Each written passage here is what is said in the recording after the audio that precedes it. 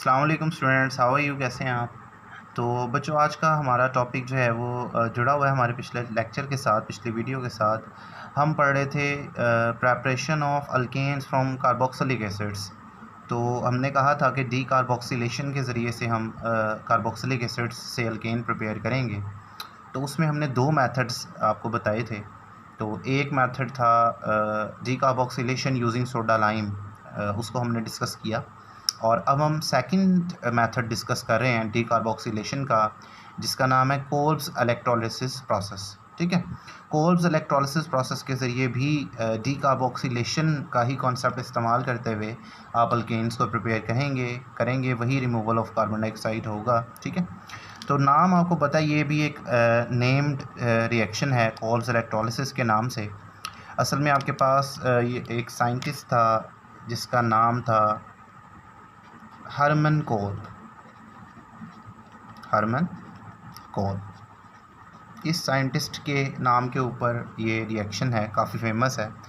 इसने acetic acid को भी प्रिपेयर किया था उन दिनों में जब वूलर ने यूरिया तैयार किया था। तो उसके बाद जो है वो उसके उसी एरा के करीब एसिटिक एसिड को प्रिपेयर किया था कोल्ब ने पहली मर्तबा लैब में। तो ये भी उस लिहाज से भी ये इम्पोर्टेंट है। ठीक है, अच्छा, एक काम बच्चों आप करिएगा, आपको एक बड़ा ट्रिक बता रहा हूँ ऑर्गेनिक केमिस्ट्री को। तो बेटा, नेम्ड रिएक्शन को ना आप नोट किया करें। ठीक है, नेम्ड रिएक्शन के लिए अलग आप एक रजिस्टर ले लें, एक मैनेज कर लें कोई सिस्टम ऐसा जिसमें आप ना नेम्ड रिएक्शन जितने ऑर्गेनिक केमिस्ट्री में आएंगे ना वो आपने अलग लिखने हैं।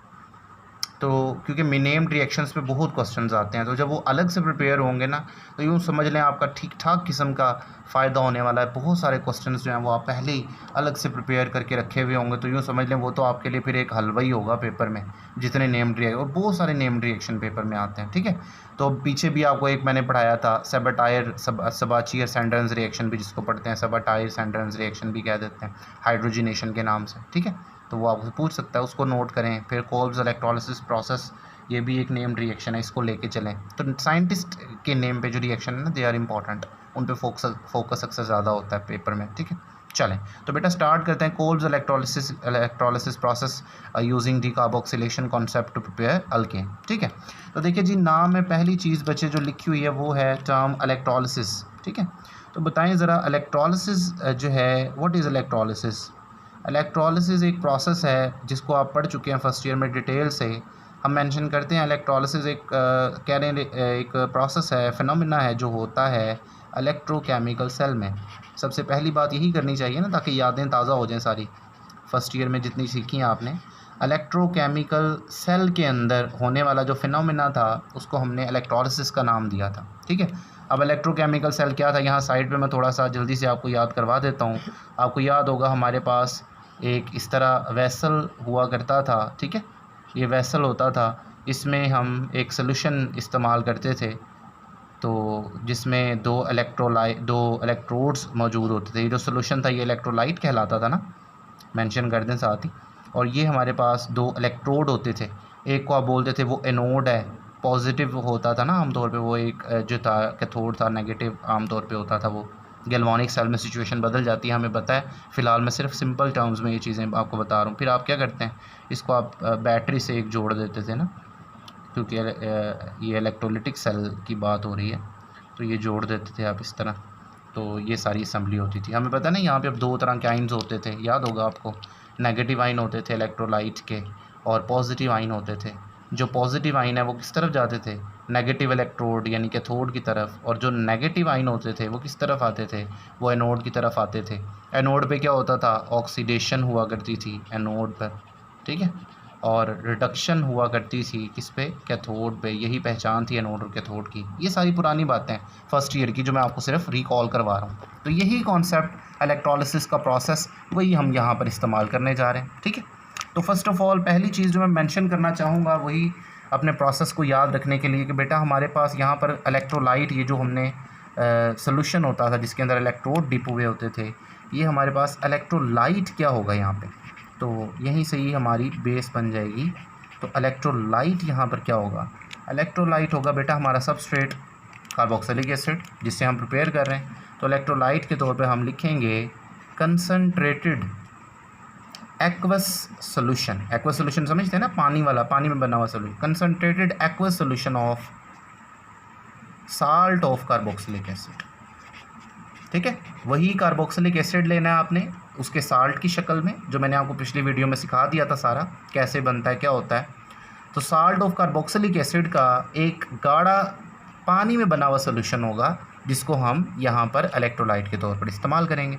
ठीक है, और वहीं पर डीकार्बोक्सिलेशन प्रोसेस होगा, लेकिन इस मरतबा ये इलेक्ट्रोलिसिस के ज़रिए से वकूफ़ पज़ीर होगा। कार्बन डाइऑक्साइड इवॉल्व होगी, एलिमिनेट नहीं होगी, अभी आपको पता चल जाएगा, और इस तरीके से बनेंगे अल्केन्स। ठीक है, तो यानी इन शॉर्ट मैं आपको कह सकता हूँ, अगर आपके पास कोई भी कार्बोक्सिलिक एसिड पड़ा हुआ हो अपने साल्ट की शक्ल में, सोडियम साल्ट या पोटाशियम साल्ट, तो आप अगर उसकी क्या करते हैं, इलेक्ट्रोलिसिस करते हैं, तो आपको बदले में क्या मिलेगा, अल्केन मिलेगा। तो इन शॉर्ट मैंने अपनी बात को ऐसे कह दिया। ठीक है, तो अब क्या करते हैं बच्चों, अब इस चीज़ को ना हमें एक प्रॉपर रिएक्शन की सूरत में लिख के आपको समझाते हैं कि कैसे electrolysis of a sodium salt of carboxylic acid will give you alkane. ठीक है, तो करके देखते हैं। मैं वही जनरल नीचे अब मेंशन कर लेता हूँ। सपोज़ मेरे पास ये एक sodium salt of carboxylic acid है। ठीक है, अच्छा, इसमें 2 मॉलिक्यूल यूज़ होंगे, ये बात याद रखनी है। इसी के मैं 2 मॉलिक्यूल अलग अलग बना लेता हूँ, एक मॉलिक्यूल ऊपर एक नीचे। ठीक है, इलेक्ट्रोलिसिस हो रही है तो बेटा याद रखिए, मैंने कहा एक्वस सोल्यूशन है तो पानी भी होगा ना वहाँ पे, और आपको पता है पानी के भी 2 पार्ट होते हैं, HOH की सूरत में, तो यहाँ पानी के भी मैंने 2 मॉलिक्यूल लिख दिए। तो एक्वस सोल्यूशन है आपके पास एक कार्बोक्सिलिक एसिड का, और आप इसको गुजारने लगे हैं एक इलेक्ट्रोलिसिस के प्रोसेस से। ठीक है, तो हमने यहाँ मेंशन कर दिया भाई इलेक्ट्रोलिसिस होगी, तो ज़रा गौर करते हैं भी कैसे हम अपने डिज़ायर्ड प्रोडक्ट लेंगे। तो भाई पहली चीज़ तो बेटा ये बॉन्ड यहाँ से ब्रेक करेंगे और ये दोनों अल्काइल ग्रुप्स आपस में जुड़कर आप बॉन्ड बना लेंगे, और आपके पास बनेगा एक अदद अल्केन। ठीक है, 2 अल्काइल ग्रुप जुड़ जाए ना तो अल्केन बन जाता है ना, जैसे मीथेन, ईथेन बन जाए, दोनों तरफ ये भी मिथाइल ये भी मिथाइल, 2 अल्काइल ग्रुप के जुड़ने से एक अल्केन बन जाएगा। ठीक है, तो ये हमारा मेजर प्रोडक्ट। उसके अलावा देखें और कौन से प्रोडक्ट्स पॉसिबल हैं, तो ये देखें COO, तो ये तो CO2 के तौर पर निकलेगा ना। इसी तरह का एक नीचे भी मॉलिक्यूल है, तो कितने CO2 के मॉलिक्यूल बनेंगे, तो यहाँ पर 2 CO2 के मॉलिक्यूल भी बनेंगे। ठीक है, और इसके अलावा आप ज़रा गौर करें, ये पानी के बॉन्ड्स यहाँ से जब टूटेंगे, ये 2 हाइड्रोजन आपस में मिलेंगे। ठीक है, ये 2 हाइड्रोजन्स ये आपस में मिलेंगे और ये निकलेंगे in the form of H2 hydrogen gas. अब जो चीज़ पीछे बच गई है उसको भी जोड़ दें, 2 सोडियम 2 OH से मिलेंगे तो आपके पास क्या बना देंगे, सोडियम हाइड्रो ऑक्साइड। ठीक है, तो इन ऑल आपके पास 4 तरह के प्रोडक्ट्स बनेंगे इस रिएक्शन में। एक आपका मेजर प्रोडक्ट होगा अल्केन, और बाकी जो होगा वो सारे के सारे आपके क्या होंगे, एसेसरी प्रोडक्ट्स, या आप बोल सकते हो साइड प्रोडक्ट्स। ओके, और ये आपका क्या होगा, this would be the main product, जो आपका मेजर प्रोडक्ट होगा। ओके, चलें, तो ये जनरल रिएक्शन हमने लिख लिया, हमें समझ आ गया कि हम क्या करने जा रहे हैं। तो बेटा अब हम क्या करते हैं, एक रियल एग्जांपल लेकर, ये भी जनरल था, एक रियल एग्जांपल लेके चलते हैं और अपने इस इलेक्ट्रोलिटिक प्रोसेस को बड़े अच्छे से एक्सप्लेन करने की कोशिश करते हैं। तो देखते हैं जी वहाँ क्या होगा। ठीक है, तो रियल एग्जांपल आपके सामने अब मैं लेकर चलूँगा और उसको हम उसके मैकेनिज़्म के साथ डिस्कस करेंगे। तो स्टार्ट करते हैं जी एक एग्जांपल से। ठीक है, चल तो देखते हैं जी, हम बना लेते हैं भाई। सपोज़ मैं मॉलिक्यूल जो लेने जा रहा हूँ वो हमारे पास कोई पोटाशियम साल्ट, सोडियम तो बड़ा ले लिया, कोई पोटाशियम साल्ट ले लेते हैं। Potassium salt of acetic acid CH3, C double bond oxygen, एक और ऑक्सीजन, और यहाँ पे होगा साथ पोटाशियम। तो ये हो गया potassium salt of acetic acid. और जब आप इसको इलेक्ट्रोलाइज करेंगे, तो ये क्या होगा, एक रिवर्सिबल रिएक्शन, क्योंकि आयोनाइजेशन होनी है ना, आयोनाइजेशन हमेशा रिवर्सिबल होती है। In the presence of water ionisation होगी और आपके इस साल्ट के 2 पार्ट हो जाएंगे ना इलेक्ट्रोलाइटिक सेल के अंदर, एक CH3 C double bond oxygen, और ये एक नेगेटिव पार्ट, और जो पोटाशियम है वो एक अलग पॉजिटिव पार्ट के। और अगर मैंने 2 मॉलिक्यूल यहाँ लिए हों तो जाहिर है 2 मॉलिक्यूल इसके बनेंगे, 2 मॉलिक्यूल उसके बनेंगे। ठीक है, और साथ पानी मौजूद है क्योंकि एक्वस सोल्यूशन आप यूज़ कर रहे हैं, यहाँ पे हमने मेंशन किया है। तो भाई जाहिर सी बात है H2O उसकी भी यकीनन आयोनाइजेशन हुई होती है, तो वो H पॉजिटिव और OH नेगेटिव के तौर पर यहाँ पर मौजूद होगा। ठीक है, चलें अब देखते हैं अगर हम इसको एक इलेक्ट्रोलिटिक सेल की सूरत में ड्रॉ करें तो हम कैसे एनोड और कैथोड पे डिफरेंट रिएक्शंस को जस्टिफाई कर सकते हैं। चलें वो हम अब नेक्स्ट पेज में मैं आपको बना के दे देता हूँ। जी, तो बच्चे ये हम एक यहाँ पे सेल बना लेते हैं, ठीक है, बड़ा सा सेल बनाते हैं ताकि हम ना अपना पॉइंट अच्छे से समझ सकें।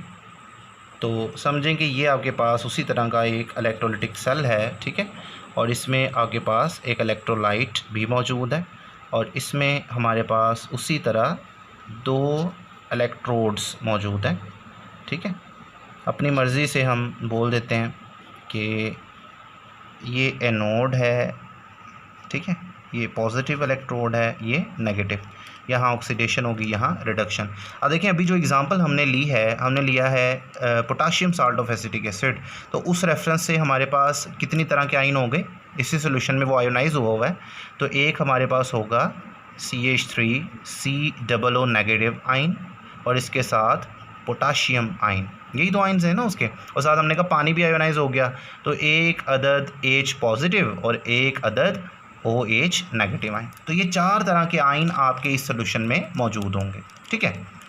अब देखें जी, ये जो आयन्स हैं जब इलेक्ट्रिसिटी ऑन होती है तो ये जो आयन्स हैं ये अपने रिस्पेक्टिव इलेक्ट्रोड्स की तरफ जाते हैं। चलें एक सवाल का जवाब आप मुझे वैसे ही बताएं, आयन्स इलेक्ट्रोड्स पर लेने क्या जाते हैं? आयन्स बच्चे इलेक्ट्रोड्स पर जाते हैं ख़ुद को डिस्चार्ज करने के लिए। क्या करने के लिए? डिस्चार्ज। डिस्चार्ज का मतलब है अपना चार्ज ख़त्म करना। अब जैसे जब इलेक्ट्रिसिटी ऑन होगी तो आपके पास ज़रा गौर करें, ये जो नेगेटिव आयन है, 2 नेगेटिव आयन आपको नज़र आ रहे होंगे, एक अदद नेगेटिव आयन ये है और एक अदद नेगेटिव आयन ये है।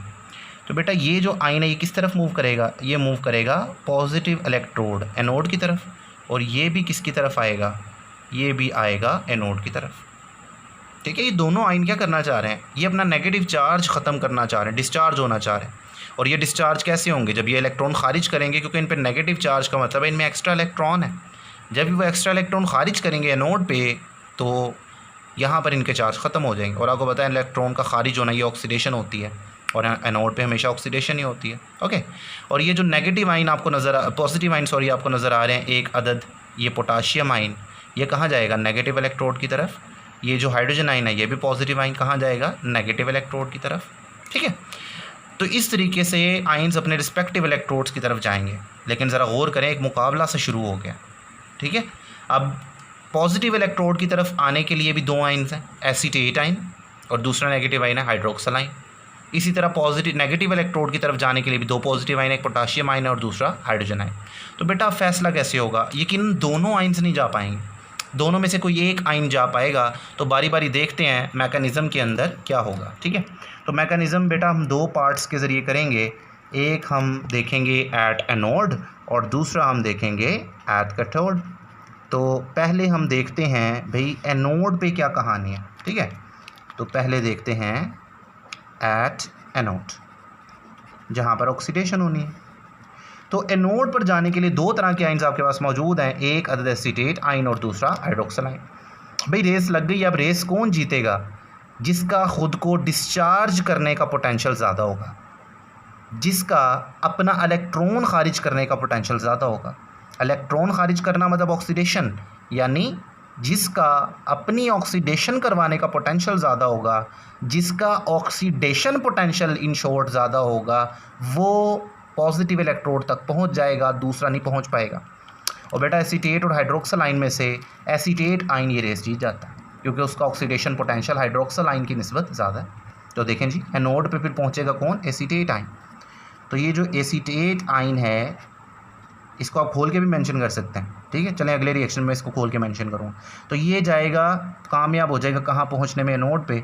और एनोड पे जाके सबसे पहले अपना इलेक्ट्रॉन खारिज कर देगा, CH3COO, और एक अदद इलेक्ट्रॉन इसने खारिज कर दिया।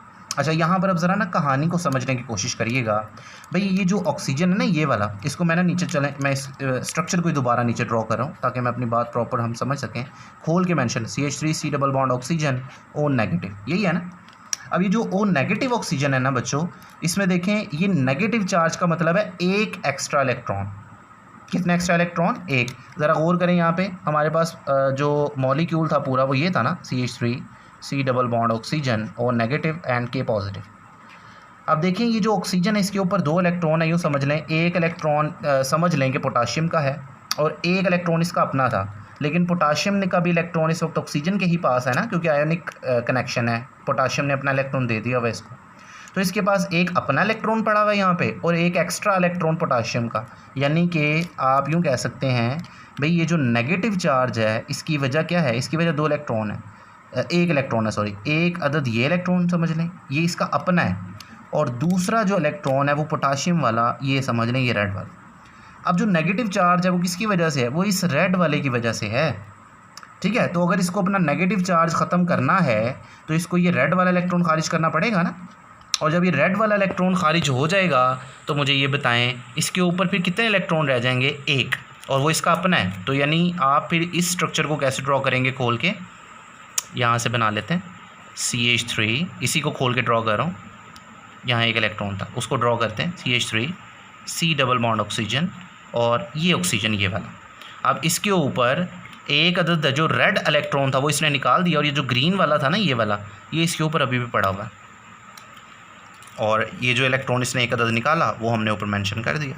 यानी ये जो इक्वेशन मैंने नीचे लिखी है ये वाली, ये ऊपर वाली इक्वेशन ही है, मतलब इसी इक्वेशन को मैंने आपको खोल के समझाया है इस कंडीशन। ओके, तो आपके इस वक्त ये जो आपका एसीटेट आयन था, एसीटेट रेडिकल बन गया हुआ है। फ्री रेडिकल सुना है आपने, फ्री रेडिकल वो स्पीशी होती है जिस पे अनपेयर्ड इलेक्ट्रॉन पड़ा हो, जिस पे ओड इलेक्ट्रॉन पड़ा हो, ताक दो इवन होता है ना, जुफ्त होता है, तो एक रह गया तो ऑड इलेक्ट्रॉन आ गया, ताक अदद इलेक्ट्रॉन आ गया, एक ताक होता है ना। तो ये चीज़ जो आपके पास बनी है ये फ्री रेडिकल है, एसीटेट फ्री रेडिकल इसको बोलते हैं। अब इसकी आगे फ्रेगमेंटेशन होगी, ये फर्दर जो है वो टूट जाएगा सेकेंड स्टेप में, CH3 C double bond oxygen, और ये इसके ऊपर एक अदद फ्री इलेक्ट्रॉन। अब देखें क्या होगा, इसकी फ्रेगमेंटेशन होगी बच्चे यहाँ से, ये जो बॉन्ड है इसके अंदर 2 इलेक्ट्रॉन है ना बुनियादी तौर पे, और ये बॉन्ड यहाँ से रप्चर होगा। और मैंने कल आपको पिछली वीडियो में बच्चे मैंने एक नाम लिया था होमोलिटिक क्लीवेज, ठीक है, एक यहाँ पे मैं साइड पे लिख रहा हूँ होमोलिटिक क्लीवेज। होमोलिटिक क्लीवेज का मतलब होता है बॉन्ड टूटने का एक ऐसा अंदाज जिसमें इलेक्ट्रॉन की इक्वल डिस्ट्रीब्यूशन होती है between the 2 atoms constituting the bond. जिन्होंने बॉन्ड बनाया हुआ था उन 2 एटमों के दरमियान इलेक्ट्रॉन की इक्वल डिस्ट्रीब्यूशन, यानी अगर बॉन्ड में 2 इलेक्ट्रॉन हैं तो एक इलेक्ट्रॉन बॉन्ड टूटने पर एक एटम के पास जाएगा और दूसरा इलेक्ट्रॉन दूसरे के पास जाएगा। तो ये जो एक अदद इलेक्ट्रॉन है ये शिफ्ट कर जाएगा इस CH3 पे, और जो दूसरा इलेक्ट्रॉन है ये शिफ्ट कर जाएगा इस कार्बन के ऊपर। समझ गए? तो देखिए ज़रा रिज़ल्ट उसका क्या होगा, आपके पास एक अदद तो CH3 बन गया जिसके ऊपर एक अदद इलेक्ट्रॉन भी आ गया हुआ है, और प्लस इसके अलावा क्या बना, ये structure C double bond oxygen, इसको कोई फ़र्क नहीं पड़ा, ये सिंगल बॉन्ड ऑक्सीजन भी था। अब ज़रा गौर करें, एक इलेक्ट्रॉन तो इस ऑक्सीजन पे यहाँ पहले ही था ना, और एक इलेक्ट्रॉन अभी इस कार्बन पे भी आ गया, तो इसके पास भी एक इलेक्ट्रॉन, इस ऑक्सीजन के पास भी इलेक्ट्रॉन। तो बॉन्ड बनाने के लिए 2 इलेक्ट्रॉन चाहिए होते हैं, और दोनों एक एक इलेक्ट्रॉन इस वक्त रखते हैं, तो ये दोनों एक इलेक्ट्रॉन इसका एक इसका 2 इलेक्ट्रॉन यूज़ होकर बेटे यहाँ पे ये डबल बॉन्ड बना दें। तो बेसिकली ये क्या है, ये CO2 का मॉलिक्यूल है जिसको खोल के बनाया, तो यहाँ पर एक अदद CO2 का मॉलिक्यूल बन गया। क्लियर हो गया आपको? अच्छा, आप ज़रा सपोज़ गौर करें, हम ऊपर 2 मॉलिक्यूल्स की बात करके आए हैं, अगर मैंने यहाँ पे 2 मॉलिक्यूल लिए थे इसके, तो 2 ही एसीटेट रेडिकल बने होंगे और 2 ही इलेक्ट्रॉन रिलीज़ हुए होंगे, ठीक है। और यहाँ पर भी ये 2 ही इलेक्ट्रॉन होंगे जिनकी फ्रेगमेंटेशन होगी, और यहाँ पर 2 ही मिथाइल फ्री रेडिकल बनेंगे और 2 ही मॉलिक्यूल बनेंगे CO2 के, ठीक है। अब बारी आ गई हमारा मेन प्रोडक्ट बनने की, बेटा ये तो सेपरेट हो गया, CO2 बन गए। अब ये वाले जो 2 मिथाइल फ्री रेडिकल हैं ये आपस में जुड़ेंगे कुछ इस अंदाज में, ये एक मिथाइल फ्री रेडिकल और ये दूसरा मिथाइल फ्री रेडिकल एक दूसरे को देख रहे होते हैं, तक रहे होते हैं कि भाई मेरे पास भी इलेक्ट्रॉन है उसके पास भी है, तो दोनों का दिल कर रहा होता है क्यों ना आपस में बॉन्ड बना लें। तो बस ये 2 मिथाइल ग्रुप आपस में जुड़ जाएंगे through the formation of a covalent bond, ठीक है। दोनों के पास एक एक था, तो बॉन्ड बनाने के लिए 2 इलेक्ट्रॉन ही चाहिए होते हैं, पेयर मुकम्मल हुआ, बॉन्ड बन गया, और आपका मेन प्रोडक्ट आपके सामने है, और वो आपके पास क्या है, अल्केन, ठीक है जी। चलें, तो बच्चे ये इस तरह आपके पास एनोड पे प्रोडक्ट बन जाता है। और अब बारी है कैथोड की, तो देखते हैं जी एट कैथोड पे क्या सिनेरियो होगा, क्या हो रहा होगा वहाँ पे, चलें उसको जल्दी से सम अप करते हैं। तो देखिए जी कैथोड पे जाने के लिए भी हमारे पास 2 आयन थे, रेड कलर से आपको नज़र आ रहा है, रेड सर्कल से, एक पोटाशियम आयन, दूसरा हाइड्रोजन आयन। तो भाई अब देखें रेस लग गई है, दोनों खुद को डिस्चार्ज करना चाहेंगे। डिस्चार्ज कैसे होंगे? इलेक्ट्रॉन हासिल करके। तो डिस्चार्ज कौन हो पाएगा? दोनों नहीं हो पाएंगे, कोई एक कैथोड पे जा पाएगा और जाएगा वो जिसका पोटेंशियल खुद को डिस्चार्ज करने का ज़्यादा है। दूसरे लफ्ज़ों में अपनी रिडक्शन करवाने का शौक़ जिसका ज़्यादा होगा वो जाएगा, दूसरे लफ्ज़ों में रिडक्शन पोटेंशियल हाइड्रोजन आयन और पोटाशियम आयन में से जिसका ज़्यादा होगा वो खुद को डिस्चार्ज कर पाएगा या रिड्यूस कर पाएगा। ठीक है, तो यहाँ पर बच्चों रेस जीत जाता है हाइड्रोजन आयन। ठीक है, हाइड्रोजन आयन का रिडक्शन पोटेंशियल ज़्यादा है एज़ कम्पेयर टू पोटाशियम।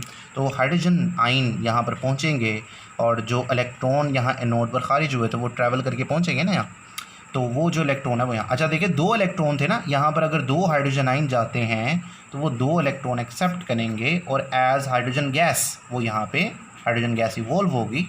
ठीक है, जिस तरह यहाँ पे CO2 गैस इवॉल्व हुई थी तो यहाँ पर हाइड्रोजन गैस निकलेगी। ठीक है, ये कहाँ हुआ? ये कैथोड के ऊपर हुआ। अच्छा, इसी रिएक्शन को ना हमारी किताब एक अलग अंदाज में लिखती है। ठीक है, वो मैं आपको समझा दूँ अलग अंदाज़ क्या है। हमारी किताब इसी रिएक्शन को लिखती है कुछ यूँ। अगर मैं हाइड्रोजन आयन अकेले लिखने की बजाय पानी को मुकम्मल लिखूं कुछ इस अंदाज में, एक पानी में क्या होता है? एक H पॉजिटिव, दूसरा OH नेगेटिव। एक H पॉजिटिव, दूसरा OH नेगेटिव। पानी के 2 मॉलिक्यूल थे ना, मैंने 2 लिख लिए, एक ऊपर एक नीचे। अब देखिए जी 2 इलेक्ट्रॉन ऐसे एक्सेप्ट होंगे, तो 2 इलेक्ट्रॉन एक्सेप्ट किसने करना है? पॉजिटिव आयन ने। तो इन 2 पानी के मॉलिक्यूल के ये जो 1 और ये 2 हाइड्रोजन आयन है, ये इन 2 इलेक्ट्रॉन को एक्सेप्ट करेंगे और ये बन जाएगा H2 हाइड्रोजन गैस। और बचा क्या है? साथ 2 हाइड्रोक्सिल आयन बच गए। क्लियर है? तो हमारी किताब 2H2O लिख के 2 इलेक्ट्रॉन इस तरह करवाती है। तो बात एक ही है, आप इस रिएक्शन को भी लिखो, उसका मतलब भी ये है। तो आप अपनी किताब को प्रेफर करो तो वो बेहतर होगा, आप ऐसे लिख दो। दोनों तरह से हमने समझ लिया। ओके, तो भाई देखें रिडक्शन हो गई, इलेक्ट्रॉन एब्जॉर्ब हो गए कैथोड पे और हाइड्रोजन गैस रिलीज़ हुई और साथ 2 OH नेगेटिव बच गए। ठीक है, अब देखें ज़रा आपके पास इस सोल्यूशन में कौन कौन से आयन बच गए हैं। भाई एनोड के ऊपर हमारे पास OH बच गया था, जो भी हमने अलग से भी दिखाया, यहाँ तो मेंशन नहीं किया क्योंकि हम अपनी स्कीम से पढ़ रहे थे, किताब की स्कीम के मुताबिक यहाँ भी मेंशन हो गए। तो इसमें देखें यहाँ पर एक OH बचा है और दूसरा आयन क्या बचा है? पोटाशियम। तो बच्चे ये दोनों आयन कहाँ पड़े हुए हैं इस वक्त सोल्यूशन में? हाइड्रोजन आयन भी यूज़ हो गए, एसीटेट आयन भी यूज़ हो गए, बचा क्या? पोटाशियम आयन और हाइड्रोक्सिल आयन जो सोल्यूशन में पड़े हुए हैं। तो बच्चे ये दोनों आपस में मिल जाएंगे, पोटाशियम आयन और हाइड्रोक्सिल। 2 OH बने थे ना नेगेटिव, तो आप 2 ही पोटाशियम बनेंगे ऊपर, जब 2 आपने लिए थे ये, तो 2 ही पोटाशियम बने थे। तो ये आपस में मिलकर क्या बना देंगे? एक आयोनिक कंपाउंड बना देंगे, पोटाशियम हाइड्रोक्साइड। ठीक है, तो देखें ज़रा टोटल 4 प्रोडक्ट्स के आपके पूरे हुए हैं।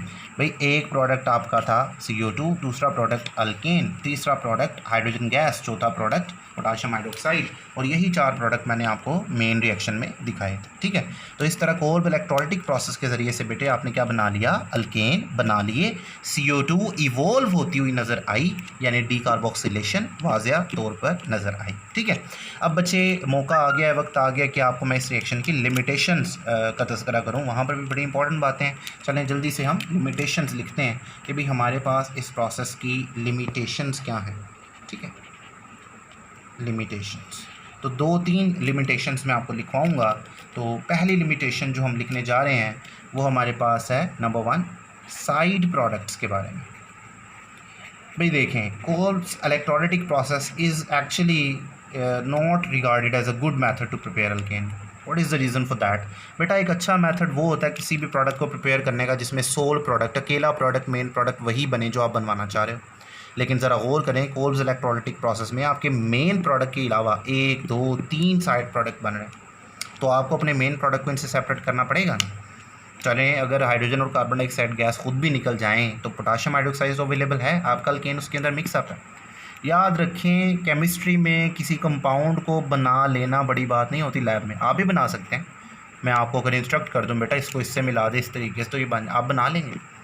मेन साइंस है बेटा सेपरेशन साइंस, केमिस्ट्री की जान सेपरेशन है। आप उस कंपाउंड को जो आपने बनाया प्योर फॉर्म में कैसे हासिल करोगे, दिस इज़ द केमिस्ट्री। ये आसान काम नहीं है, ये हर किसी के बस की बात नहीं, एक ट्रेंड केमिस्ट ही ये काम करना जानता है। तो इस लिहाज से भी ये एक अच्छा मेथड कंसीडर नहीं होगा जिसमें इतने साइड प्रोडक्ट बन रहे हैं, आपको तैयार तो आप हो कर लिया, बाद में सेपरेट करना बड़ा मुश्किल हो जाएगा। Therefore due to the number of side products which are form during the reaction, Kolb electrolytic process is not regarded as a good method to prepare alkane due to the side products. Okay, number one limitation. Number two, second बात, second limitation के तौर पे आप बोलते हैं कि methane के बारे में मुझे बताएं, क्या मीथेन को आप प्रिपेयर कर सकते हैं? देखिए आमतौर पे ना ज़्यादातर मेथड्स में हम कहते हैं प्रिपेयर नहीं होता मीथेन, लेकिन जो अपने पीछे डीकार्बोक्सिलेशन पड़ा सोडा लाइम से, वहाँ मीथेन प्रिपेयर होता है, याद रहे आपको। लेकिन बेटा कोल्ब इलेक्ट्रोलिसिस में मीथेन जो है it cantt be prepared, methane prepare नहीं हो सकता। उसकी रीज़न क्या है, ये आपको शॉर्ट आंसर में भी पूछा जाता है, why methane can not be prepared using Kolb's electrolytic process. तो उसकी रीज़न आप साफ बताते हो भाई, आप ज़रा गौर करें, ख़ुद गौर करें। आपने यहाँ पे अल्केन बनते देखा तो दो अल्काइल रेडिकल, दो अल्काइल ग्रुप आपस में जुड़े कि नहीं? देखिए ना, एक अल्काइल ग्रुप, एक जो फ्री रेडिकल बनता है, फिर दूसरा बनता है इस तरह, तो ये दोनों आपस में फिर बॉन्ड बनाते हैं, इस अंदाज में अल्केन बनता है इस रिएक्शन में, यानी दोनों तरफ अल्काइल ग्रुप्स होंगे। ऐसी सूरत में आप अल्केन को बोलते हैं सिमेट्रिकल अल्केन, जिसमें दोनों तरफ से अल्काइल ग्रुप्स आ रहे हैं। ठीक है, तो मुझे बताएं क्या मीथेन में दो अल्काइल ग्रुप्स इस तरह पॉसिबल हैं? दो अल्काइल ग्रुप्स का मतलब है एटलीस्ट दो कार्बन, और मीथेन में तो एक कार्बन, यानी मीथेन को अगर इस पोजीशन पर लिखना चाहें तो एक तरफ तो मिथाइल पॉसिबल है, दूसरी तरफ तो एक हाइड्रोजन ही पॉसिबल होगा ना, दूसरी तरफ कोई अल्काइल ग्रुप तो नहीं आ सकता। तो इस वजह से मीथेन के लिए ये वाली जो स्कीम है ना वो एप्लीकेबल नहीं है। इस वजह से methane can not be prepared, we can only prepare symmetrical type product, symmetric alkanes can be prepared, therefore methane can not be prepared. Okay, second limitation आपने देख ली। और बेटा जो थर्ड लिमिटेशन है that is very very important, और उसकी हम अलग से हेडिंग लेकर उसको समझने की कोशिश करेंगे, वो मैं आपको ना अगले पेज पे समझाता हूँ वो क्या है। ठीक है, चल वो जो थर्ड हमारे पास लिमिटेशन है उसकी मैं हेडिंग दे देता हूँ।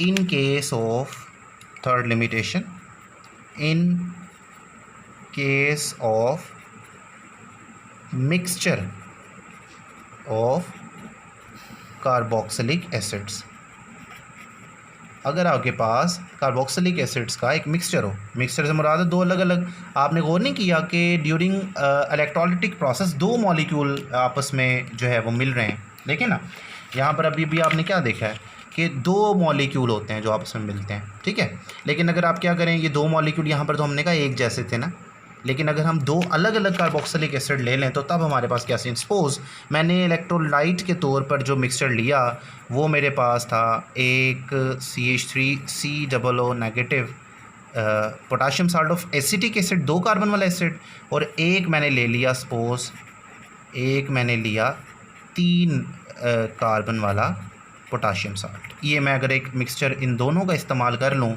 तब आपके पास कोल्ब इलेक्ट्रोलिसिस क्या करेगा, बड़ा और प्रॉब्लमेटिक हो जाएगा, क्योंकि यहाँ पर आपके पास एक तरह का अल्केन नहीं बनेगा।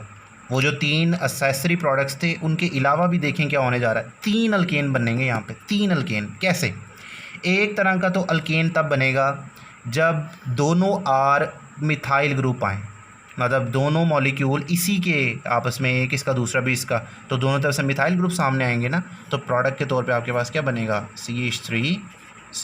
एक तो पॉसिबिलिटी ये, एक अल्केन ये बनेगा, और दूसरी पॉसिबिलिटी है ये तो CO2 के तौर पर निकल जाए और दोनों रेडिकल ये इस तरह के सामने आए, एक तरफ से भी दूसरी तरफ से भी, तो आपके पास क्या बनेगा, दूसरा अल्केन, एक तरफ से CH3CH2 और दूसरी तरफ से भी CH3CH2। तो जब ये मिलेंगे तो क्या बनेगा, तो ये आपके पास बन जाएगा 4 कार्बन वाला ब्यूटेन। ठीक है, और तीसरी पॉसिबिलिटी ये है एक तरफ से रेडिकल इसका आ जाए, एक तरफ से इसका आ जाए, तो जब इस तरह आएगा तो एक तरफ होगा CH3 और दूसरी तरफ क्या होगा, CH2CH3, और अगर ये आपस में मिलते हैं तो क्या बनेगा, प्रोपेन, 3 कार्बन वाला। तो देखें इससे आपको मीथेन, ईथेन भी मिलेगा, ब्यूटेन भी मिलेगा, प्रोपेन भी मिलेगा। ठीक है ना, 3 अल्केन तो मिले, लेकिन देखें फिर से सेपरेशन एक मसला बन जाएगा। लेकिन आपको पता होना चाहिए कि तीनों की मिकदारें कुछ ना कुछ बनेंगी, कुछ ईथेन बन जाएगा, कुछ प्रोपेन बन जाएगा, कुछ ब्यूटेन बन जाएगा। ठीक है, तो in case of mixture of carboxylic acids Kolb's electrolysis takes place according to this scheme and we get a mixture of alkanes, different alkanes. Okay, चलें तो एंटी टेस्ट के हवाले से भी बेटे हमने इसको तमाम तरह से कवर कर लिया है। तो आपको साथ बताता चलूँ कि ये आपका पिछले साल का लॉन्ग क्वेश्चन था, लेकिन बच्चों को समझ नहीं आया।